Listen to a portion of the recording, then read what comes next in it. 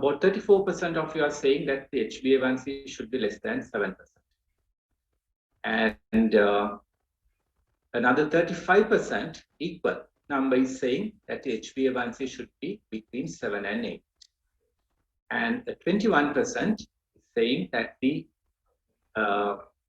answer should be less than 6.5%. So interesting. But the correct answer, unfortunately, is going to be the third answer, which is between 7 and 8%. So I'll move on to the next slide while explaining why that answer is correct. There had been a plethora of research, which I'm not going to talk about to this audience, but there had been a lot of research which went on during the last 20-30 years. And ultimately what they found is that if you lower the blood glucose targets in a patient who has comorbidities and complications, their mortality is increased. They die quicker. So ultimately, all the diabetes associations and all the professional bodies have, in their guidelines, have recommended a target of 7% as a routine for all the patients, but they have kept a target, a very low target, only for some selected individuals. I'll come back to Mr. Pereira, but a stringent, a less than 6.5% target may be appropriate for those who are very young, those who have long life expectancy, those who are newly diagnosed, so they are just being diagnosed, who are at low risk for hypoglycemia, like patients who do not frequently get hypoglycemia at home, and being on drugs like metformin, and with no significant cardiovascular risk. So these are the patients who should be targeting a very low HbA1c, like in answer 5.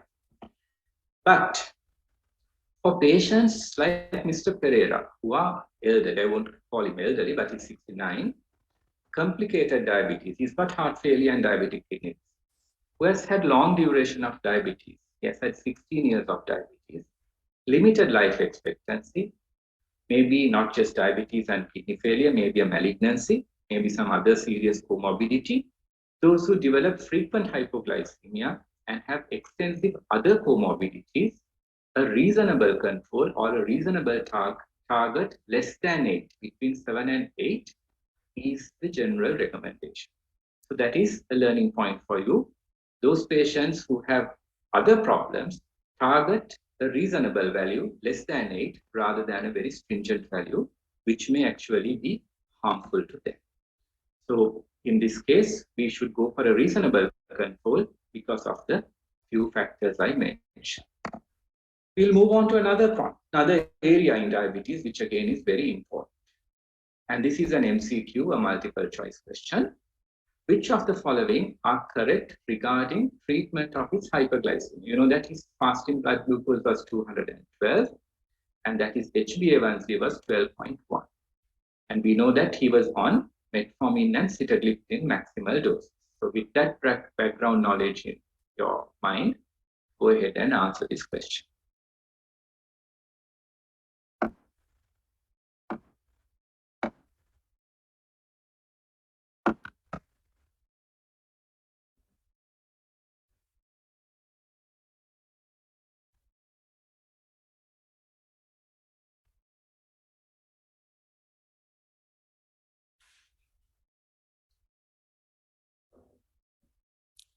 Yes, I'm glad to see that most of you are getting it correct.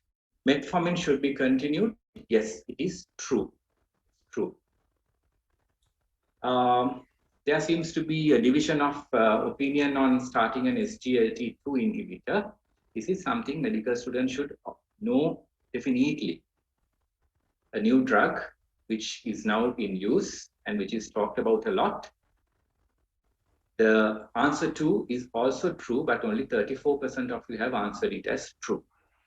Insulin is a reasonable next choice. Almost all of you have answered it as true, 74%.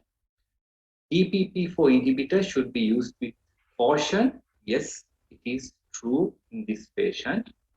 And PPAR gamma agonist like pioglitazone is a reasonable choice, and all of you have said it's wrong. Only 3% have answered it as correct. So we'll go through these as we talk about Mr. Pereira.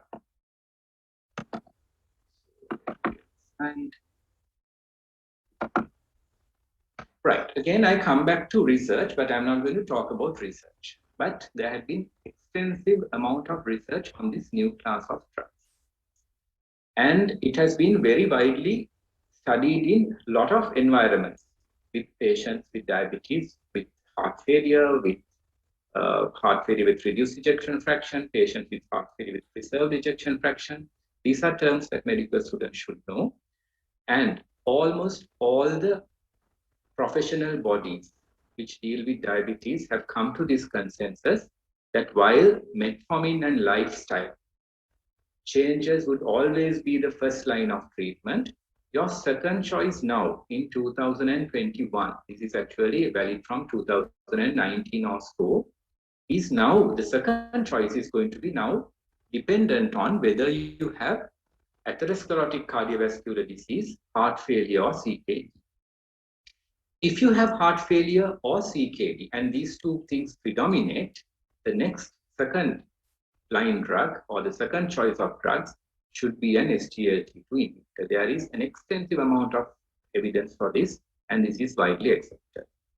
If atherosclerotic cardiovascular disease predominates, then an SGLT2 inhibitor or a GLP-1 receptor agonist like exenatide may be the second choice. So you may ask whether we practice them. To some extent, yes, it's not available in the government sector, but it's available in the private sector, and it's being used by clinicians. So just a very quick word about SGLT2 inhibitors. You know, they act where they act on the SGLT2 receptor in the proximal convoluted tubule, and about 95% of the reabsorbed, the filtered glucose, you know, gets absorbed through these SGLT2 receptors. But when you block these SGLT2 receptors with the new drug, there's glycosuria that occurs, which results in few things. It causes a diuresis, it causes glycosuria, and it causes a little bit of natriuresis.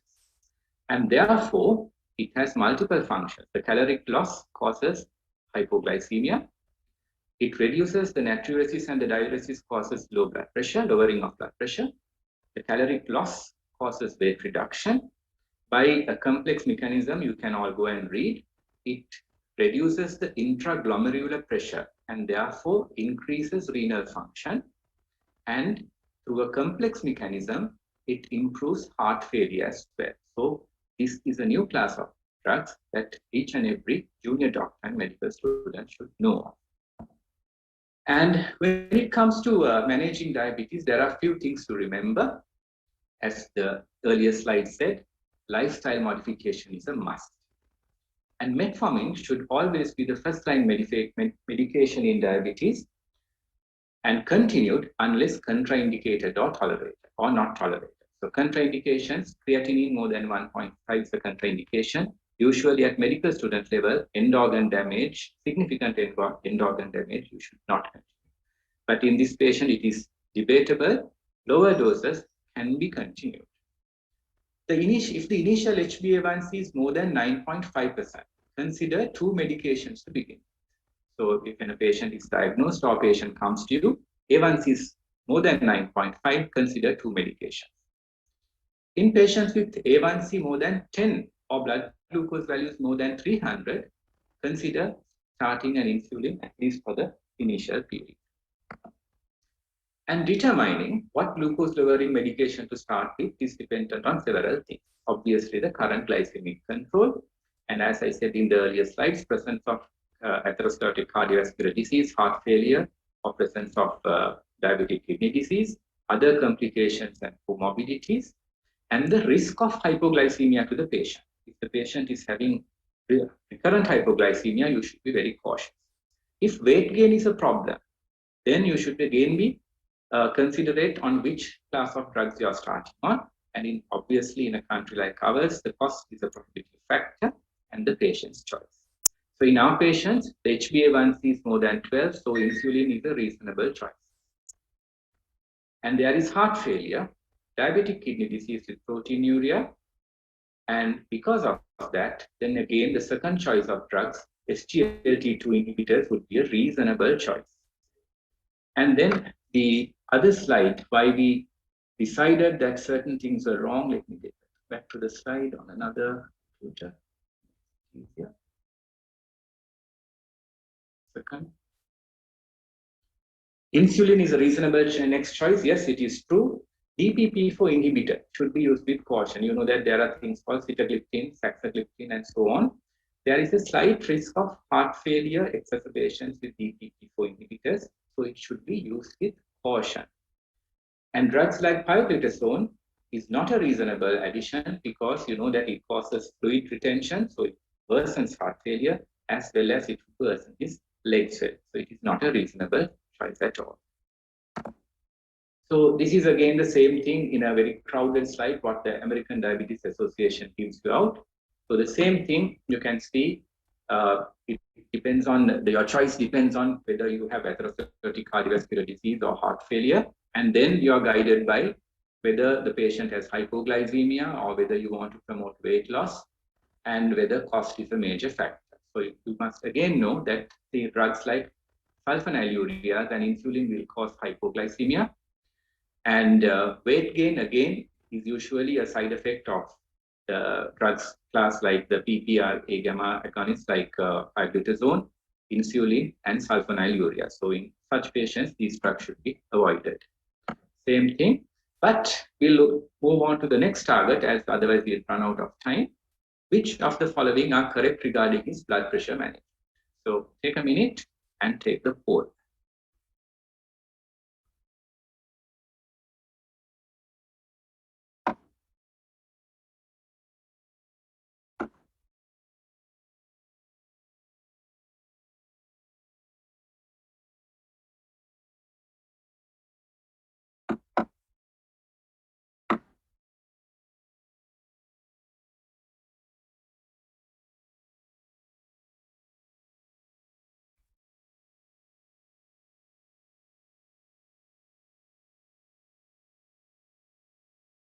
Okay, shall we stop there? First one, attempts should be taken to keep the blood pressure less than 130 by 80. Yes, most of you have said, answered it correctly as yes. Good. HCT should not be used. Only 12% have answered it as correct. The answer is false. It can be used. ACI or ARB should be the first choice of medication. 80% of you have answered it as correct. Yes, it is correct. Good. Nifedipine is a reasonable choice. Only 23% have answered as correct. It's not a reasonable choice for many reasons I will explain. So the answer 4 is wrong. Blood pressure should be measured once in every 3 months. And only 26% have answered it. So most of you have said it is false. That is good. Yes, that answer is false. So you are quite correct in most of your answers. Just get this out of the way. And a word about blood pressure management. Screening and diagnosis. In patients with diabetes, blood pressure should be measured at every visit or at least every 3 months once controlled. If the blood pressure is not controlled, like in this man, Mr. Pereira, you can measure it as often as you like, even once a week or once in 2 weeks until you get the blood pressure under control. But once it is under control, you can measure it once in 3 months. Blood pressures in excess of systolic blood pressure 140 and diastolic over 90 should be treated in patients with diabetes. So what are the systolic blood pressure, systolic and diastolic blood pressure targets? In all patients, a systolic less than 140 and a diastolic less than 90 should be achieved.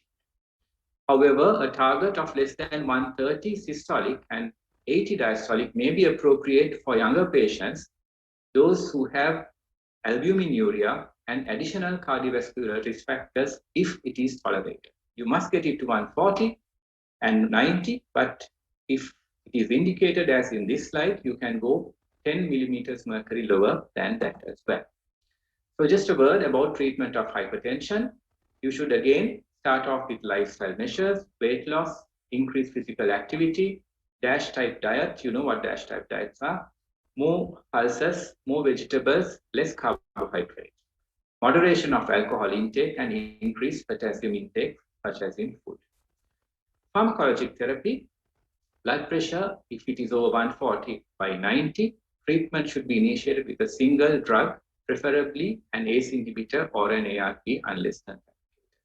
If the blood pressure is over 160/100, treatment should be initiated with 2 drugs and additional drugs like thiazide diuretics. You can use thiazide diuretics.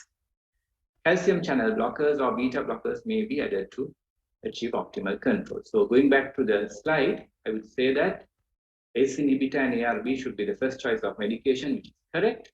Nifedipine is not a reasonable choice because nifedipine causes what is known as reflex tachycardia, and it is not usually used in heart failure. And the item number 5, blood pressure should be measured once in 3 months. It's not appropriate because this man is a complicated person and his blood pressure is not yet under control.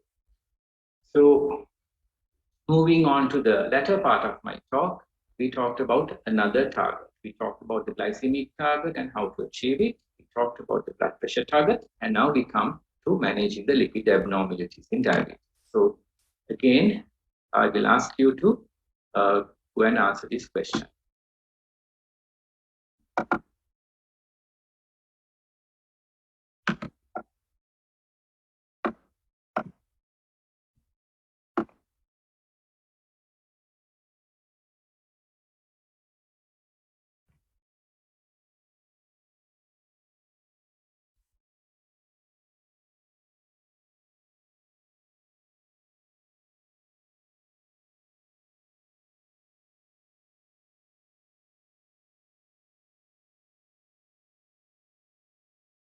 I think most of you have answered, so shall we stop?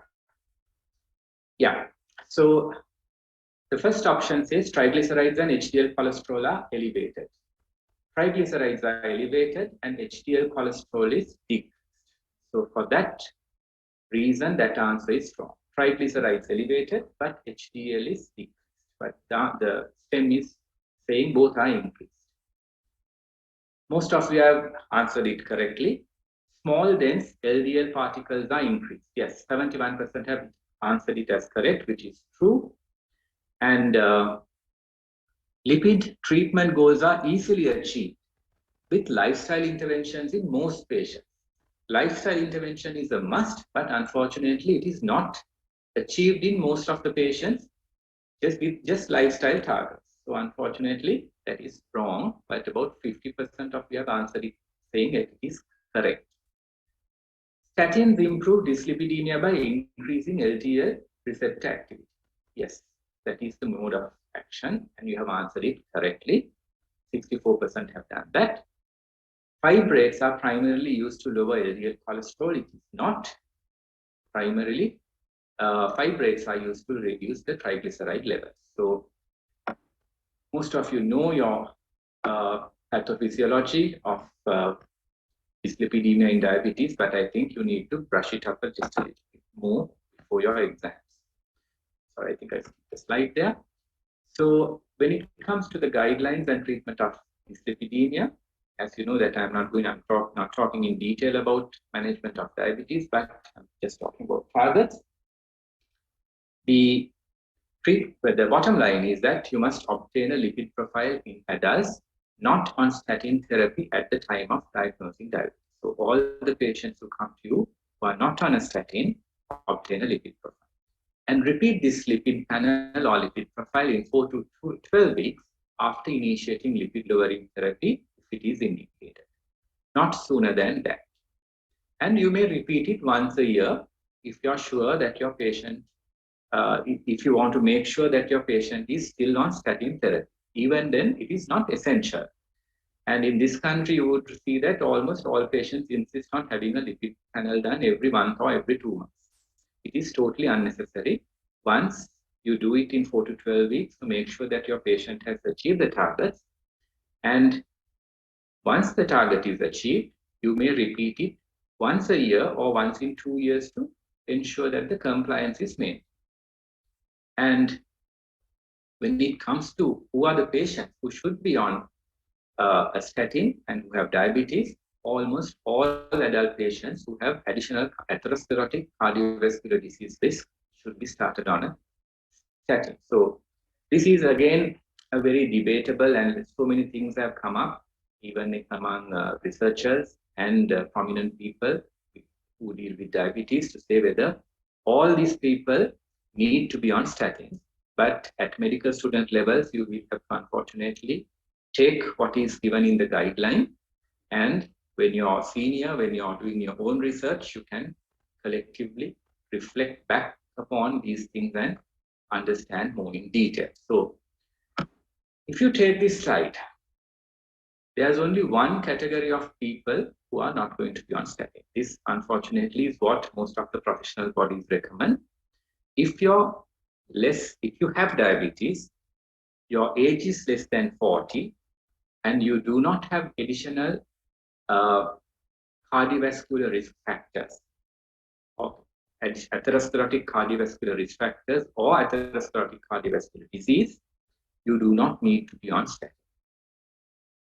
Everybody else need to be on a statin. So this is something that is freely available in all the professional bodies and guidelines. You can readily access it and see for yourself. So if you have diabetes and you have already got atherosclerotic cardiovascular disease, if you have risk factors of atherosclerotic cardiovascular disease and you are over the age of 40, you need to be on statin. And this statin also, they generally categorize into moderate or high intensity statins, which you don't probably need to know. But the bottom line is the three factors I just told you. So coming back to Mr. Pereira again, he had few problems when we started off. We had a man who had poor glycemic control with an HbA1c of 12. He was hypertensive. He had heart failure with reduced ejection fraction. And he also had likely diabetic nephropathy, as evidenced by so many clinical and investigational evidences. So in our management strategy, have we targeted everything in this man?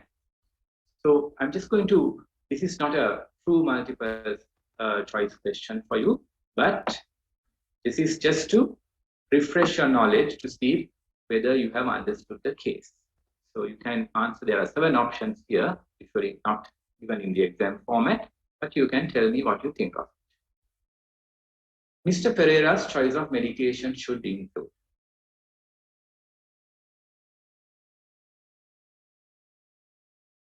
still few answers are coming in.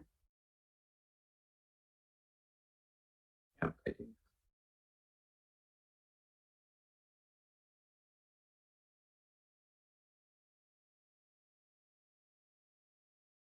Any amount of answers can be correct. Any amount of answers can be correct here. So MCQ, all 7 can be correct, or even a lesser number can be correct. Irbesartan. Irbesartan, you know, is a angiotensin receptor blocker, and one that is often used in diabetic kidney disease for blood pressure control, and he should be. Unfortunately, only 5% have said that he should be on irbesartan. It's just like losartan, but all the clinical evidence, the research evidence is for irbesartan. And you can use it for blood pressure control, as well as you can use it for retarding diabetic nephropathy as well. So that is a reasonable choice.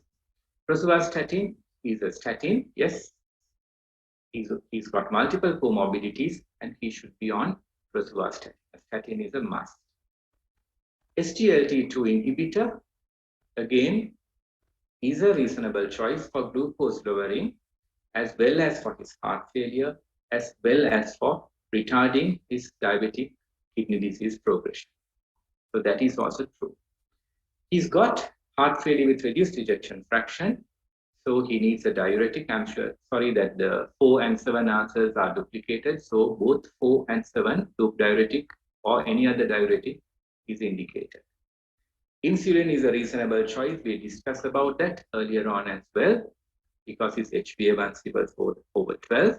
And aspirin yes, he needs to be on because he's got additional cardiovascular risk factors. I'm not going to discuss about estrogen. It's a very complex topic altogether.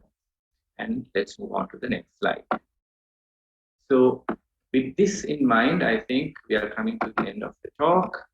And just few words of caution about this new class of drugs. You seem to know a little less than what you know about the other standard medications. This SGLT2 inhibitors can be started if your EGFR is over 60, and you should not initiate it if the EGFR is less than 60%. However, once you start it, you can continue it until the EGFR falls down to less than about 45%. So that is the word of caution. And you would know, or you may have heard, that there is an increased risk of genital infections in patients with started on SGLT2 inhibitors. And there is a slightly increased risk of hypoglycemia if you use it in combination with sulfonylurea or insulin. And there is another complication of SGLT2 inhibitors called euglycemic ketoacidosis, because there is a glycosuria in your body, glucose levels are depleted. There is a breakdown of body lipids for metabolism and energy, which releases ketoacids. So there is a slight increase in euglycemic ketoacidosis, not diabetic, not raised elevated glucose levels, but with even at normal levels, you may have a ketoacidosis, but this is thankfully very rare. And there's a very slight increased risk of lower limb and lower limb amputations with canagliflozin, just with canagliflozin, not with others. And sometimes the genital infections, there had been rare cases of reported Fournier's gangrene. But everything, when you balance them out, the benefits far outweigh the risks of this class of drugs. So I come to the end of the talk. I think I have spent about 40 minutes talking to you. And I think we can have a question and answer session if you have any questions. Thank you very much.